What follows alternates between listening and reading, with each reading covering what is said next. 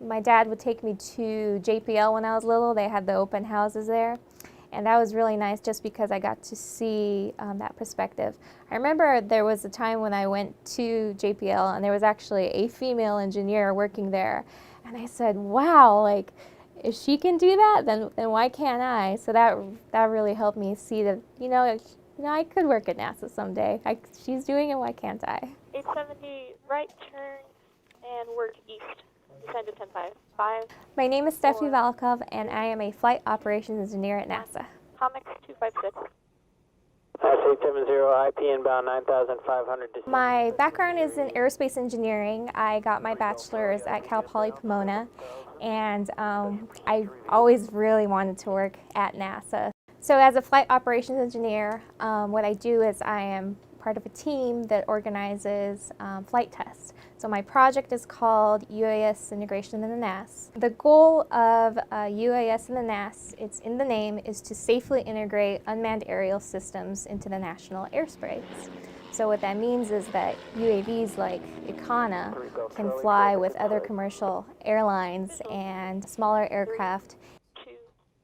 So what we're doing during this type of testing is having Icana fly against a piloted aircraft. And what we would call these piloted aircraft is a intruder or manned intruder because there is an actual pilot on board. Icana would fly within close proximity of the intruder aircraft, a certain lateral separation and vertical separation. And once they would get close, sensors would be able to pick up the intruder. These are sensors on board Icana, and we would actually be able to see those alerts on the displays. So that the remote pilot that's on the ground looking at the display can say, okay, there I have an intruder to my left, so I have to turn right, for example. So the reason we're doing this is so that one day when remotely piloted vehicles are flying more in the national airspace, different types of intruders, as we call them, more safely. So one of the main functions that I have on my project is that I am in charge of putting together an operations working group. Ted, I have your cards up if you want to start going through them. So different concerns that we look at during these meetings is how we can most safely fly Icana against a piloted intruder. So if you look at how close we fly during our tests, we actually brought down the vertical separation down to 200 feet with 0.4 nautical miles lateral separation. Now this was really important because we would discuss with the pilots, do you feel comfortable with this? Do you feel safe? Would you be able to acquire visual before a certain distance before the intercept point? So this is really critical to make sure that everybody's comfortable with what we're flying because we are flying something that's considered a little bit riskier. But that's why we're doing it. That's why we have the technology there, we have the displays there, we're looking at all that, and we're testing it in a safe environment. When I'm outside of work, I like to do what's called a barbershop quartet.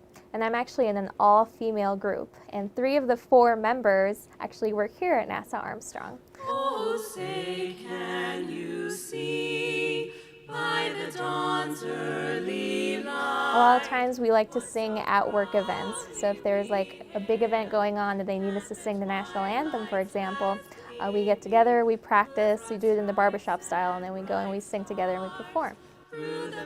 Another thing that I really like to do is spend time with my little sister, Lynn, and she's also a singer. So when I get a chance to sing with her, it's really wonderful, and it gives me a chance to connect with her in that way that I think is really special. Beautiful morning, isn't it? Stay us together. Working at NASA has definitely been rewarding. This kind of research is paving the road for what we're going to be flying one day and how things will be in the future. So it's been really great, and it does give me a good feeling at the end of the day. You work and you think like, oh, I have to do this, I have to do this. I have, a meeting tomorrow that I have to get through, but in the end, it's really all worth it when you sit back and you look saying like, wow, like I'm actually doing this, I'm actually a part of this. It feels really good to know that I am.